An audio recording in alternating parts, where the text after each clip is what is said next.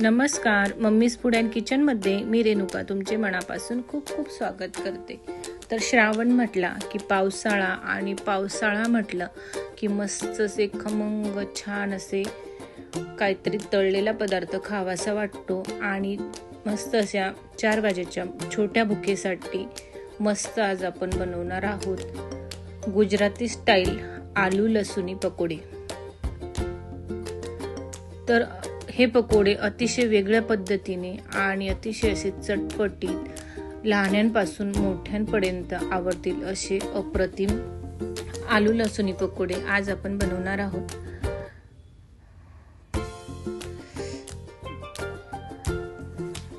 तर हे पकोडे आपण गुजराती स्टाईल मध्ये बनवणार आहोत, म्हणूनच आपण याआधी कधीही खाल्ले नसतील किंवा बनवलेही नसतील। तर तुम्हाला जर अशा पद्धतीचे पकोडे बनवायचे असतील तर तुम्ही व्हिडिओ शेवटपर्यंत नक्कीच बघा। तर सर्वात आधी आपल्याला बटाटे घ्यायचे। बटाटा आपल्याला थोडा मोठा घ्यायचा आहे म्हणजे त्याचे चिप्स छान असे मोठमोठे तयार होतील।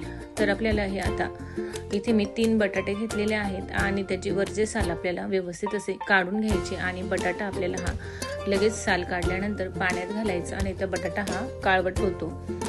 तर अशाच पद्धतीने मी आता आपल्याला लागणारे मी इथे 2 बटाटे घेतलेले आहेत। तर आपल्याला जर अजून जास्तीचे बटाटे लागत असतील तर तुम्ही नंतर त्याचे वरचे साल काढू शकता। आता आपल्याला चाकूने मस्त असे गोल गोल त्याचे काप करून घ्यायचे। तर सर्वात आधी मी जो छोटा भाग होता तो काढून घेतला आणि आता इथे छान असे स्लाइस त्याचे व्यवस्थित असे बनवून घेणार आहोत। तर होतील तेवढ्या इथे आपल्याला पातळ चकत्या तयार करायच्या आहेत, कारण ही चकती डबल आपल्याला लावायची म्हणजे ती तळली व्यवस्थित जाणार। तर अशा पद्धतीने आपल्याला आता सर्व चकत्या आपण एका बाउलमध्ये पाण्यात घालून घेणार आहोत।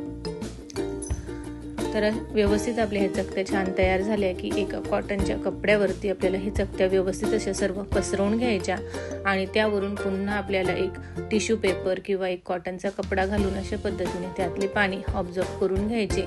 म्हणजे आपण जेव्हा बेसनमध्ये ही चकती बुडवतो तेव्हा ते बेसन पीठ पातळ होत नाही आणि छान असे मस्त त्याला बेसन पीठही लागले जाते किंवा मस्त असे कुरकुरीत तळलेही जातात। तर त्यासाठी आपण आता इथे लसूण चटणी तयार करून घेणार आहोत। तर इथे मी 4 चमचे अख्खे धणे घेतले, एक छोटी वाटी म्हणजे 4-5 चमचे मी इथे शेंगदाणे घेतले, 1 वाटी मी इथे आलू भुजिया घेतल्या आणि 1 वाटी लसूण पाकळ्या, 1 चमचा भरून इथे मी लाल मिरची पावडर घेतली आणि चवीनुसार मीठ आपल्याला थोडे बेताचेच घालायचे, कारण आलू भुजिया घातल्यामुळे त्यामध्येही मीठ असते, म्हणून आपण इथे मीठ व्यवस्थित असे थोडे चटणी बनवण्यासाठीच कमी घातले। तर अशा पद्धतीने थोडे मिक्सर ऑन ऑफ करत याचे छान असे दरदरीत वाटण करून घ्यायचे आणि एका बाउलमध्ये आपण आता पकोडे तळण्यासाठी बेसन पीठ तयार करून घेऊया। तर इथे मी 1 वाटी बेसन पीठ आणि अर्धी वाटी तांदळाचे पीठ घेतले आणि हातावर मस्त अशा थोड्या ओवा क्रश करून घातल्या। 1 चमचा भरून इथे चवीनुसार मीठ घालून घेतले। थोडा आपल्याला इथे टाटा सोडा घालायचा आहे, टाटा सोडा ऑप्शनल आहे आणि अर्धा चमचा भरून इथे मी जिरे घातले। आता आपल्याला हे सर्व बॅटर थोडे थोडे पाणी घालून व्यवस्थित असे भिजून घ्यायचे। तर पाणी हे एकाच वेळी न घालता व्यवस्थित असे थोडे थोडे घालायचे आणि बॅटर हे व्यवस्थित मस्त असे मिक्स करून दाटसर असे भिजून घ्यायचे। तर जास्तीचे पातळ न ठेवता व्यवस्थित असे दाटसर असले की पकोडेही मस्त असे तळले जातात किंवा छान असे बेसन पीठ लागले जाते। तर अशा पद्धतीने गोल गोल फिरवत आपण आता मस्त असे स्मूथली याचे बॅटर छान असे तयार करून घेणार आहोत। तर अतिशय अप्रतिम आणि पावसाळ्यामध्ये तर मस्त असा हा गरमागरम तळलेले मस्त असे गुजराती स्टाईल लसुनी आलू पकोडे आणि त्यासोबतच गरम गरम वाफाळलेला चहा म्हणजे अतिशय असा अप्रतिम आपला बेत। तर अशाच पद्धतीने आपण आता हे एक स्लाइस घेतली आणि त्यावरून जी आपण लसणाची चटणी तयार करून घेतली तीही आपल्याला वरून अशा पद्धतीने दाबून थोडी दाटसर आणि थोडी जास्तीची लावायची, म्हणजे जो पकोडा आपण तळतो ना तर खाताना आपल्याला त्यामध्ये लसणाच्या चटणीची जी चव लागते ना ती अप्रतिम अशी असते।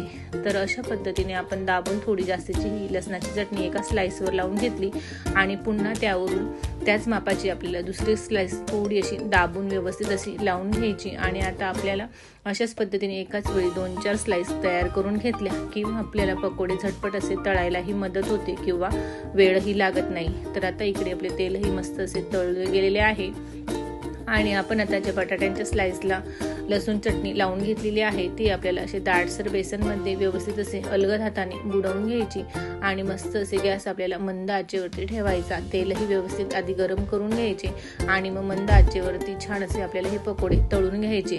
तर पकोडे हे थोडे मंद आचेवरती किंवा कमी गॅसवरती तळल्यानंतर आतमधले जे बटाट्याचे स्लाइस असतात तेही छान असे वाफवले जातात आणि मस्त असे गरमागरम आपले वाफाळलेले गुजराती स्टाईल लसुणी पकोडे झटपट असे तयार होतात आणि सर्व मुलं किंवा लहानांपासून मोठ्यांपर्यंत आनंदाने पावसाळ्यामध्ये मस्त असा गरमागरम पकोड्यांचा आनंद घेतात. तर अशाच पद्धतीच्या नवनवीन रेसिपीज बघण्यासाठी मम्मीज फूड अँड किचनला लाईक करा, शेअर करा, कमेंट करा, खात राहा आणि अशाच नवनवीन रेसिपीज बघण्यासाठी आणि व्हिडिओ शेवटपर्यंत बघण्यासाठी खूप खूप धन्यवाद. खात रहा, मस्त रहा.